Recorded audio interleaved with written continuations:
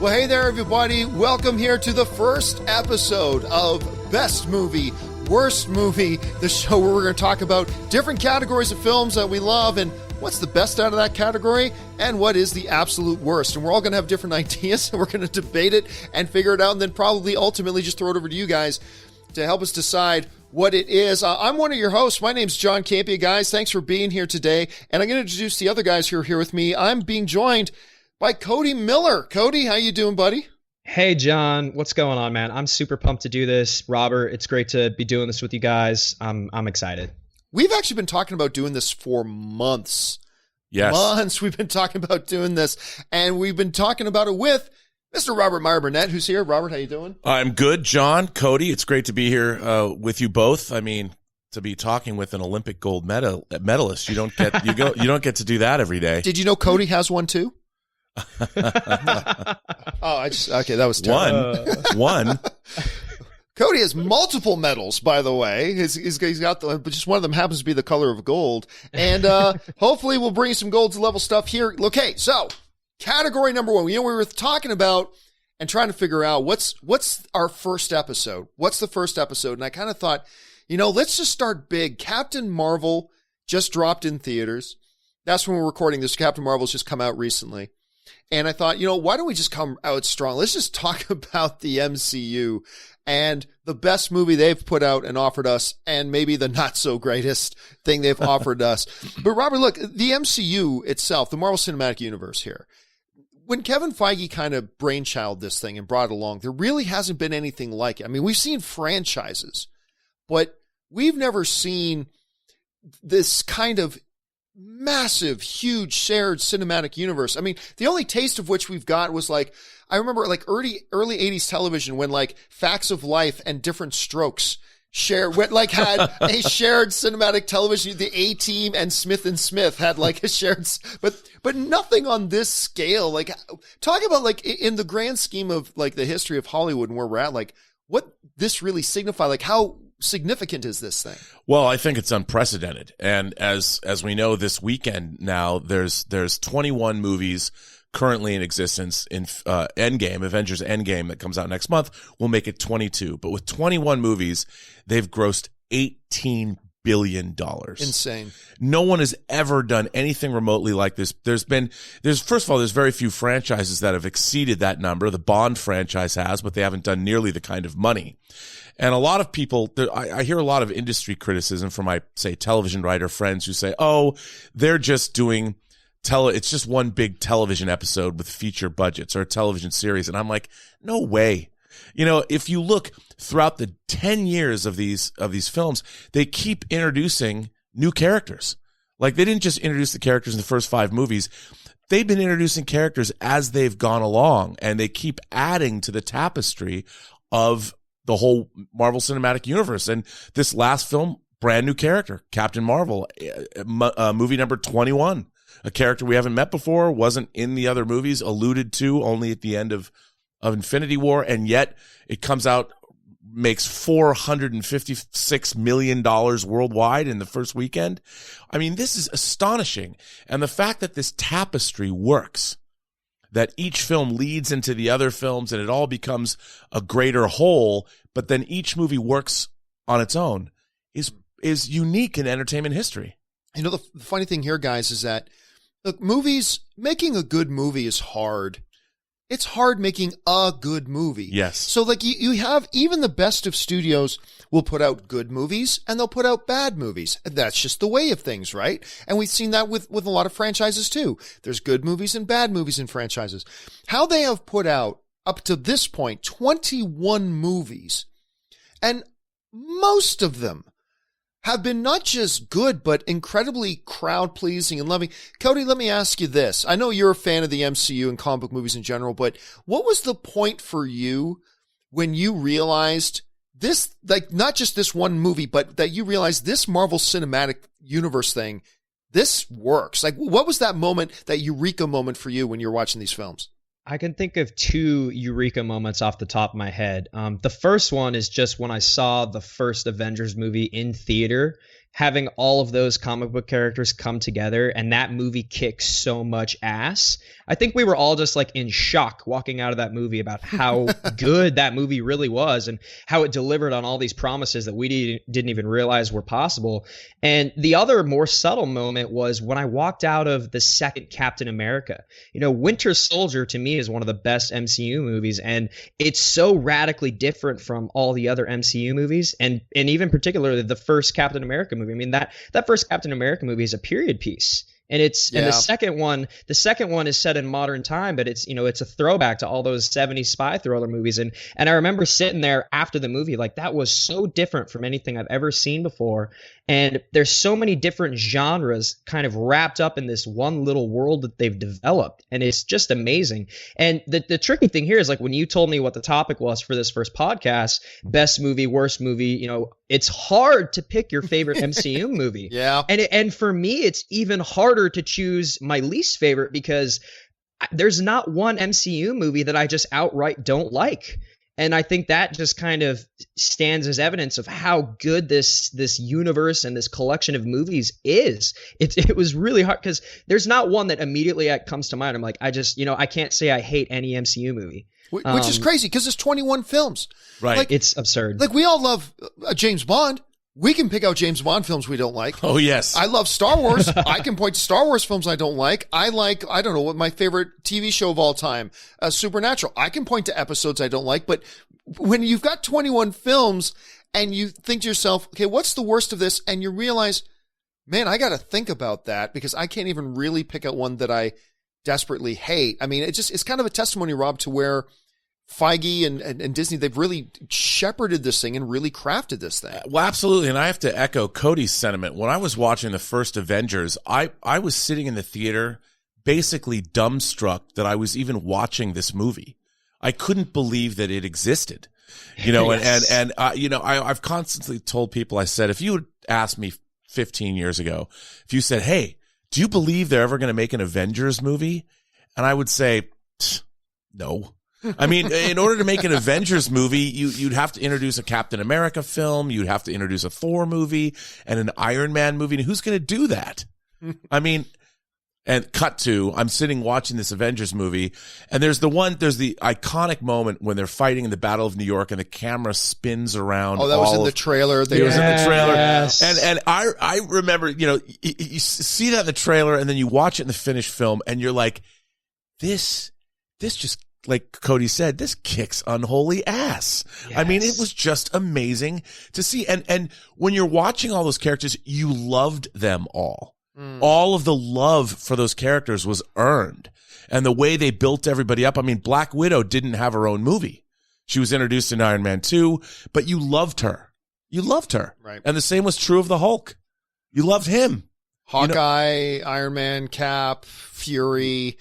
I mean, you just run down the list and they're all there. And, now we're coming in, we're in the 10th year of the whole thing. I mean, it's just nuts. Or we've surpassed the 10th year now, which is kind of crazy. So, all right, let's get into some best and worst here. And we're going to start off with best of. We're going to start with best movie.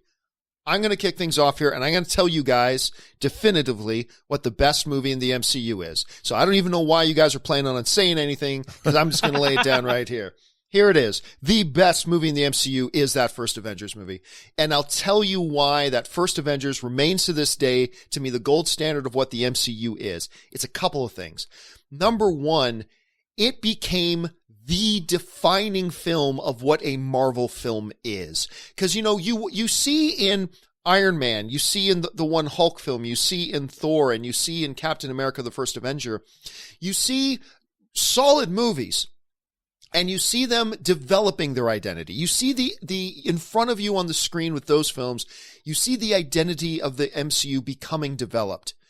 I would propose, though, when Joss Whedon, do you guys remember when they announced that Joss Whedon was going to, the geek sphere just exploded. Went crazy, right? So they announced him, he comes in, and they put together what was a defining statement of a movie. This is what the MCU is. Now, of course, we've seen many shades of that post-Avengers. We've seen, like Cody was pointing out, like a lot of different subgenres and all that kind of stuff put in. But it all goes right back, I believe, to that first Avengers movie. And to me, I'll tell you right now, I don't even consider it just the best MCU film. I consider it the greatest comic book movie of all time because it did a couple of things. Number one, it held up all those traits we love in comic book movies, the traditional idea of the comic book movies, the humor, the fun, a little bit of wackiness to it, right? But it also incorporated a lot of some of the darker stuff, some of the more serious stuff, some of the things like, the first X-Men movie in 2000 brought us, some of the things that Christopher Nolan's Batman kind of brought along and introduced to the table, these sorts of things. And it took old era comic book movies, new era comic book movies, and showed they can be one and the same thing. And I still remember the first time I saw it. I remember I was at the El Capitan Theater in Hollywood, California, seeing it with a bunch of jaded, crockety film critics watching it, right? And I remember, first of all, that place was going nuts as this movie was playing, particularly when Cap goes, Hulk, smash. The place went crazy. Yeah. These jaded, seen it, been there, comic book movie sucks. Comic book movies suck. Film critics were losing their minds. And I remember when we walked out onto the street afterwards onto Hollywood Boulevard, and you just everybody was shaking. Like, it was like, what did I just watch? That was crazy. And that sense of, you never would have thought this could be reality, that they could make this movie, and they did. And they set a new standard, and they set all sorts of records and everything along the lines. The way and here's the most impressive thing to me in that movie of what Joss Whedon did with that movie. It was no one character's movie. Joss Whedon found a way to divvy up the screen time, to give everybody their highlight moments, and the movie was truly about, you can make an argument that movie was about Hawkeye. You can make that argument. You can make the argument it was a Captain America movie. You can make the argument it was an Iron Man movie. It was so well balanced out that it's inconceivable how he did it. And still to this day, the only MCU movie that have really showed us Hulk unleashed. Because that scene in the Battle of New York, when after Cap gives him the direct, says, Hulk, smash, and he smiles, and he starts wrecking shop, taking out the giant space worms with one punch and destroying them. I mean, it's the only film that has really given us that Hulk. We haven't really seen that Hulk since. I'm hoping we get him in Endgame. But anyway, for those reasons and so much more, The Avengers, to this day, gentlemen, is the greatest MCU movie, in my opinion. That's the one I'm putting up. And I know you guys love this movie, but we'll debate the individual, the merits of it and that a little bit in just a little bit. But Cody, let's go over to you, sir. The floor is yours. What's the best MCU movie? Well, John, I think you made some great points. That's kind of the typical go-to. I feel like most people feel like the first Avengers is the best, the quintessential, just the highest on the mountain of all the MCU movies. And you made a solid argument. I have a hard time arguing against that. But I have a different favorite movie, and I believe that this movie is even better than the first Avengers movie. And this may catch you by surprise, but I think that movie is the first Guardians of the Galaxy movie. Wow. Yeah, I was not expecting that one. Yeah, and the more I've thought a lot about this, I've gone back and forth, but for a lot of the same reasons that you said that the first Avengers was the best MCU film. I mean, this movie, I feel like Guardians of the Galaxy really defines what the MCU is, even more so than the first Avengers. I mean, you say that the first Avengers movie is character driven. It shows all the different identities of every single character. Even some characters that didn't have their own standalone film, like Hawkeye, like Black Widow. But I mean, Guardians of the Galaxy is 5 new characters that I'd never heard of before. I mean, I grew up knowing who Captain America was. I grew up knowing who Thor was. I wasn't quite as invested in the comic books when I was younger as you guys were, but I had no idea who Groot was or who Rocket the Raccoon was. And when I saw these trailers and I saw that this was going to be like the next big budget MCU film, I was like, am I really going to care about this? Because it didn't have that massive one character who already had that attention. There weren't any films previously leading to that. And when I went into that movie, when I walked out of that movie, I was just so happy. There were some amazing action set pieces. There was, classic MCU humor, and all of the different characters had their own little moments. Even the little moment where Gamora is talking to Peter Quill and she looks him in the eye and she says, "I know who you are." And she's like, "I'm not some starry-eyed woman that you can just, kind of persuade." She's like, she used the word sorcery. She's like, "I'm not going to fall into your sorcery." And like there are little lines throughout the movie that make you fall in love with each character. And I'm typically the guy who likes the more serious comic book drama type films. Like, for example, in 2008 when The Dark Knight came out and Iron Man came out, I love both of those films. Those two movies are incredible movies, but I like The Dark Knight more. I like that tone. I tend to take the more serious route. Like, I tend to like my movies like that. And for me to love Guardians of the Galaxy that much, it kind of took me by surprise. I think it incorporated heart, it incorporated love, and there's just example after example of all those little intricate scenes with each character. And my biggest reason for loving it is because it's about a team. And it's about a team of people who are complete misfits, who have no business being together. And before the movie, you don't care about any of these characters. You don't know who they are. They don't matter. And at the end of the movie, you are in love with all of them. I don't know which one is my favorite. And that's the hardest part for me. It's like I can't pick a favorite character. That ending sequence where Groot essentially sacrifices himself and kind of protects all of the characters. I mean, there's just so much love in that scene. It like kind of brings a tear to my eye. It's just so, I mean, I think it's the best MCU movie strictly for that reason, because it doesn't have that superpower character that you just love and gravitate towards. It's just a culmination of all the things that the MCU does right, all the special things, all the character development, the little witty remarks, and mixed well with all the great action too. I mean, I believe it's the best. Strong case. It's a strong case. And you're right. That caught me totally off guard. I wasn't expecting that one. All right, Robert. Floor is yours, man. Take us home on this. What's the best MCU movie? Well, I was thinking a lot about this, and my choice is a movie that I think transcends the MCU. I think that if you were to recast the film and it had characters and actors that weren't people that we knew, that it would still work and it would be a terrific film. And that movie is Captain America, the Winter Soldier. And so I think what's interesting is if you look at the first Captain America film, as Cody pointed out, it's a period piece. It's very, as I would say, comic booky. You get to see young scrawny Steve Rogers be turned into a super soldier form. And you've got the Red Skull and you have the Howling Commandos and it's World War II and all that. But when I started watching Winter Soldier, it starts out, it could have been a Bond film. This ass-kicking espionage movie where they parachute out of Captain America doesn't use a parachute, but they was jump. He wearing a parachute? No, he wasn't. they jump out of a plane, they assault a boat. It could have been a Bond film opening. Yeah. And you watch Captain America and you watch Natasha Romanoff as the Black Widow.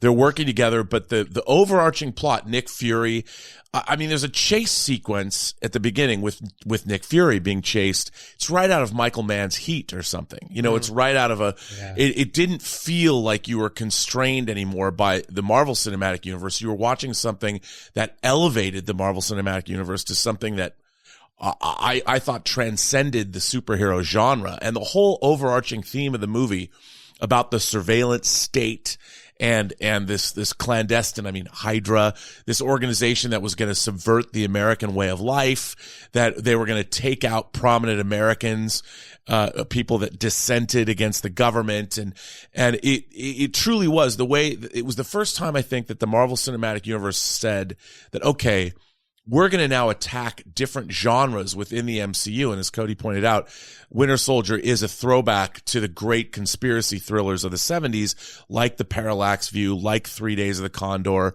All the President's Men. They even get Robert Redford to come and basically play the big bad in the movie. Yeah. And if I was going that was a coup. That was a coup right there. It was a coup. And it harks back to the fact that he was in 3 Days of the Condor and he was in All the President's Men. And I think if I was going to sit down and somebody had no interest in comic book movies, you could show them Captain America, the Winter Soldier, and they would be brought around to your way of thinking. Like, I had no idea. I had no idea that this film was based in comic book lore, steeped in comic book lore. And it really, I think the fact that it was about so much more than just the MCU. And look, all movies have an element of family and bonding and what does it mean to be a hero and those elements. But Captain America, the Winter Soldier is overtly political. People are always yelling at us going, I don't want to talk about politics in my comic book movies, but Captain America, the Winter Soldier is completely overtly political. And it deals with those issues head on. And it really makes you question, what does it mean to be a citizen of this country?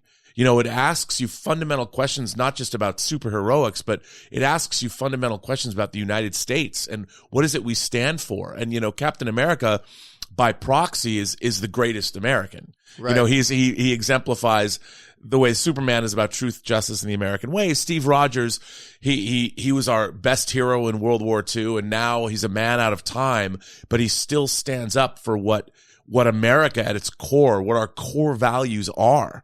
And our core values are about freedom and freedom of thought and freedom of speech. And that's what he's standing up for in The Winter Soldier. And I think, you know, as a film, it really transcends, like I said, the genre. It transcends the MCU.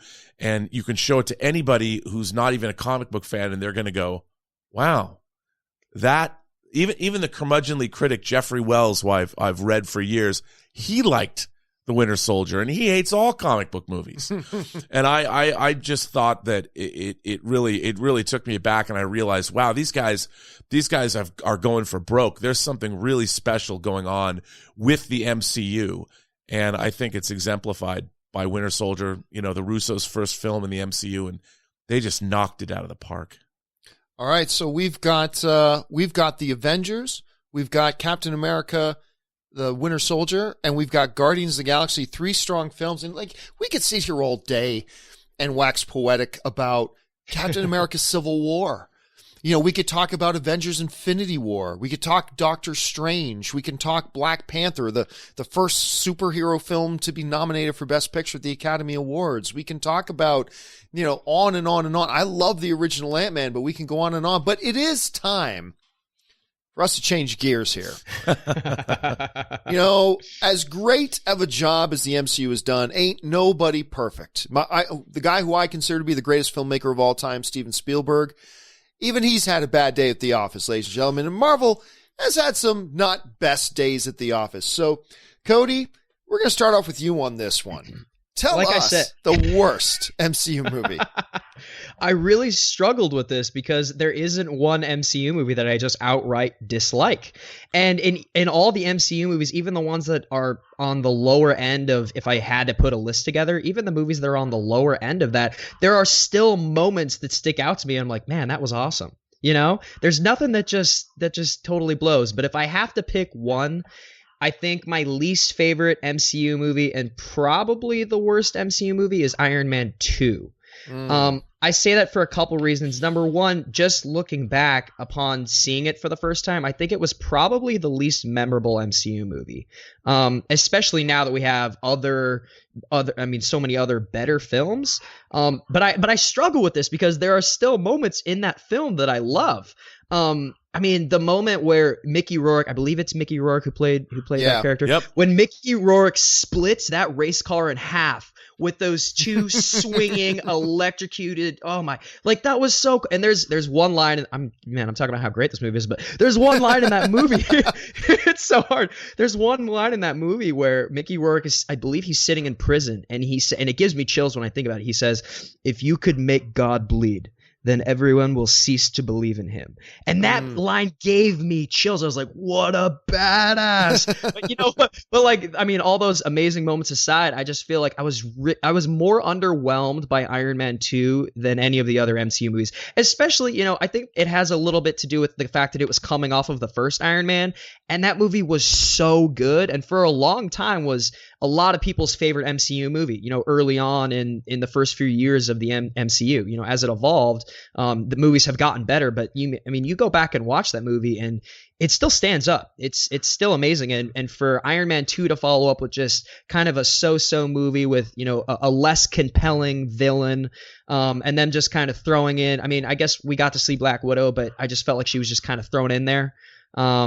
I don't love it as much as I want to love it. I don't love it as much as I love the other films. But that being said, it's still a good movie. Like, this is just a great conversation because I don't have to say anything sucks because it just doesn't suck. So if I have to pick one, I'm going with Iron Man 2.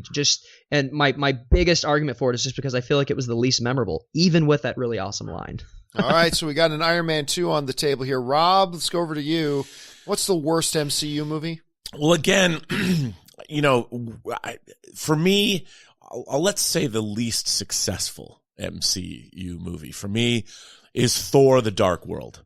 Because it doesn't live up to its really interesting premise. The dark elves and Malekith and the whole idea of what's going on in that movie should have been great. It should have been great. I should have loved that film, but it just seems, in the wake of Lord of the Rings and in the wake of even Lion, the Witch, and the Wardrobe and the kind of fantasy movies that we were getting, this should have been a balls to the wall fantasy epic. And I just felt that the story was a little half baked. It started out with a really interesting premise, but then, it just fell flat for me. And it didn't realize the kind of epic fantasy potential that we are seeing in other fantasy entertainments. And I was really hoping, because it is the closest thing that we're getting to a balls to the wall, Lord of the Rings-esque type fantasy film. I mean, you've got the Asgardian mythos, and you've kind of things that were happening that they didn't know, like Thor. There were things that were happening that we didn't know about, which is kind of repeated when Kate Blanchett is revealed in Thor Ragnarok, which I think is a wonderful romp and a total departure. But I just felt the Loki story with Thor and the Dark Elves story, it left something to be desired. And I felt like, for the first time, actually the only time, I felt like while the movie was being made, they knew it wasn't good at the time, and they were trying to fix it and maybe do reshoots, and it just felt like it wasn't as realized as they wanted it to be. Whereas I felt like Iron Man 2, while it might not have been as good, but I think the reason that Iron Man 2 fell short is the story they were telling just wasn't that compelling, but there's so much in Iron Man 2 that I loved, like, as Cody mentioned, the Monaco scene. I love the drunk Iron Man scene when they kind of played with the demon in a bottle storyline. I'll tell you what, that's the scene I hated the most in that movie. Oh, really? Because I was so glad they were going to try, because I remember when they first announced Iron Man, they were talking, like, a lot of us speculated, will they actually go to the demon in a bottle, like Tony Stark? And they decided to do an homage to that in the movie, and I just thought it was cringy. I'll be honest with that. I mean, it just didn't work for me. Well, I had fun, but look, I loved seeing Rhodey as Iron Patriot, right? And all of that stuff. I love their relationship in Iron Man 2. And I didn't have any of those moments in Thor: The Dark World. I mean, it was okay, and it wasn't horrible. Like, I liked watching it, but I just felt it was unrealized potential. It was the first time, and really the only time, I was watching an MCU film where I just felt it didn't come off. They weren't able to make the movie they wanted to make.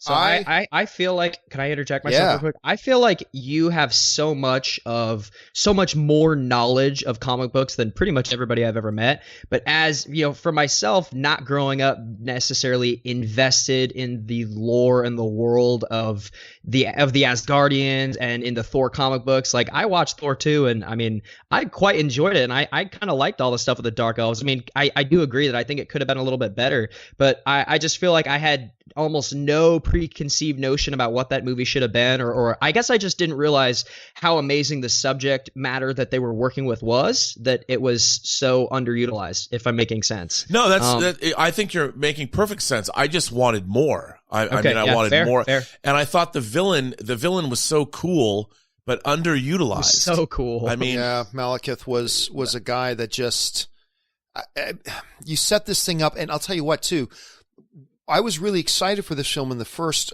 parts of the first act, because, like, as Loki is in his prison, and he finds out Frida, was that Rene Russo's character's name, Frida? Yeah. That Rene Russo, his mother, had been murdered.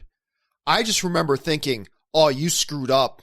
you killed Loki's mother. And I never got to realize that, it just kind of, it's like the first act of Thor, The Dark World set a number of promises up in the beginning that just ultimately fell flat. And like, I don't think anybody, look, I love the first Thor directed by Kenneth Branagh. Me too. But I don't think anybody liked the Thor and Jane relationship in it, even as much as I love that movie. And that relationship just got worse. Yes. To me in Dark World. I mean, it was just bad. So look, I'm going to tell you what, I'm going to say my pick, honestly, I was going to go Iron Man 2, but Cody got it. My next one might actually be Thor: The Dark World, but you've got it. But closely behind that, and I'm with you guys, I'm not going to straight up call any of these films bad. Yeah, they're not. But they fall into the category of disappointing. And I'm going to add one more film to that list, and this one will be mine. Guardians of the Galaxy 2. And I'll tell you what, part of that disappointment comes from, I think, a lot of what Cody was talking about, just how good that first movie is. That first movie was a revelation to a lot of people, and what James Gunn brought to it, and like just relentlessly entertaining. That's the phrase that I remember having coming out. It's just relentlessly entertaining. And to me, the thing that was really special, particularly in the realm of the humor of the first Guardians, was the humor was very front and center, but never felt forced.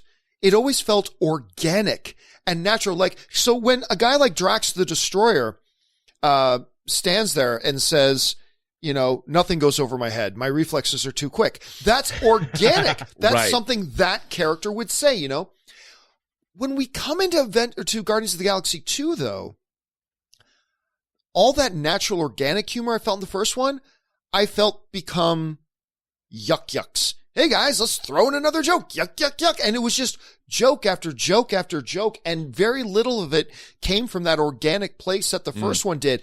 I got super stoked when we found out Ego, the living planet, was going to be in there. I thought that was great. And the idea that Star-Lord is descendant from a Celestial and all this kind of stuff. And while they certainly brought up and introduced some interesting ideas in it, none of it hit home with me. Like, none of it hit home with me. There's nothing he did where I was like, oh, like when we sometimes hear what the evil plan is from some of our villains in other films, that hits us, be they MCU films, Bond films, DCU films, whatever. There was never that moment for me. And I found myself, even though there's many likable elements of the film, I found myself doing something I've not done in any other MCU movie, waiting for it to end. I was kind of waiting for it to end. Ooh, brutal. And yes, you got your I'm Mary Poppins, y'all, which was very organic and natural to the character, right? There had some heartbreak moments, all that kind of stuff. Yeah, but end of the day, I just felt like that was pretty good, but such a step down from what Gunn gave us in that first one, So the one I'm putting forward here today as for consideration for worst MCU movie is going to be Guardians of the Galaxy 2. So, okay, guys, just to sum up, here's what we got here. Under the category of best movie, I'm putting forth Avengers, the original masterpiece done by Joss Whedon. We've got Cody's putting forward the first Guardians of the Galaxy, the James Gunn masterpiece. And we have the first introduction to these guys called the Russo brothers coming into the MCU, directing a little film called Captain America Winter Soldier as the best one. For our worst, I'm going to kind of put up here Guardians of the Galaxy 2. Robert is putting forth Thor: The Dark World, which is part 2. And, well, we got Cody also putting forward a part 2, which is Iron Man part 2. And that's that. Now, you've heard us discuss it. Now it's your turn. You guys got to go over to the best movie, worst movie Twitter account, which you can find at BMWM Movies. That's BMWM Movies. And you will see us putting up a poll there as to who are you guys going to agree with? Are you going to agree logically with me? Are you going to agree with Robert? Are you going to agree with Cody on both the best movies and worst movies part? Jump on in there and let people know and let us know what you think out of the MCU movies are the best and the worst. And before we wrap things up here today, what we're going to do each week is one of us is going to recommend a movie that comes out of that category that maybe didn't make our best list, but is one that might be a little bit overlooked and you should check out. I'm going to take that honor this week to talk about a movie I'm going to recommend out of the MCU that I do not believe gets the love it deserves. Now, I believe the most underrated comic book film of all time is Man of Steel. by Zack Snyder.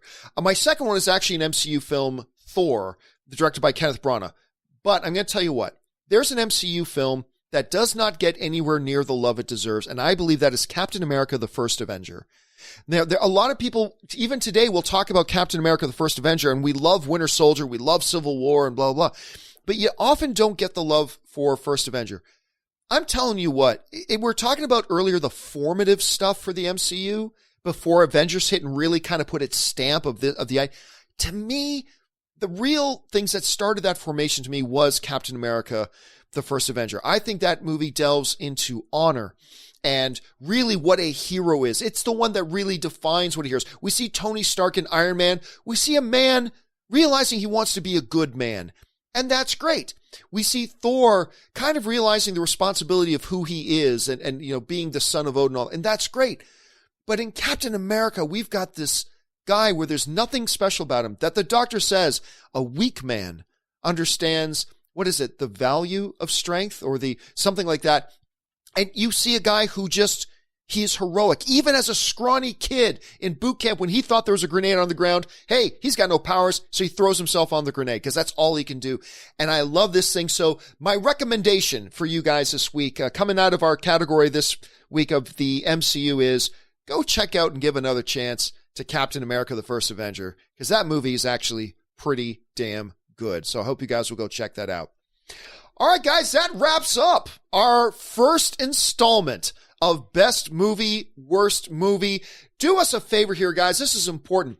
Make sure you subscribe to this podcast on your favorite podcast app, whether that's on iTunes or Podpicker or any of the other podcasting services you use. Make sure you comment, thumbs up it, do all that kind of stuff. Become an evangelist of Best Movie, Worst Movie. Share this podcast with your friends. And guys, again, make sure, let us know what you think is the best MCU movie and which one you think is the least good, if we don't want to say worst for MCU movies. Which one is the least good? Hey, I also want to thank the other guys who are here. Of course, your other host here, Mr. Cody Miller. Cody, where can people find you and all the interesting, really cool things you're doing online? Thanks, John. You guys can find me on Twitter at SwimMiller with 1M or on Instagram just at Cody Miller. And, of course, Robert Meyer Burnett, you got a bunch of stuff going on, too. Working, first of all, Tango Shalom is coming along. Tango Shalom, the movie Tango Shalom. Look out for that. Hopefully it'll have festival berths in the next couple months. But, yes, you can find me on Twitter at BurnettRM. Find me on Instagram at RMBurnett, or find me on my own YouTube page, The Burnettwork, or theburnettwork.net, my website.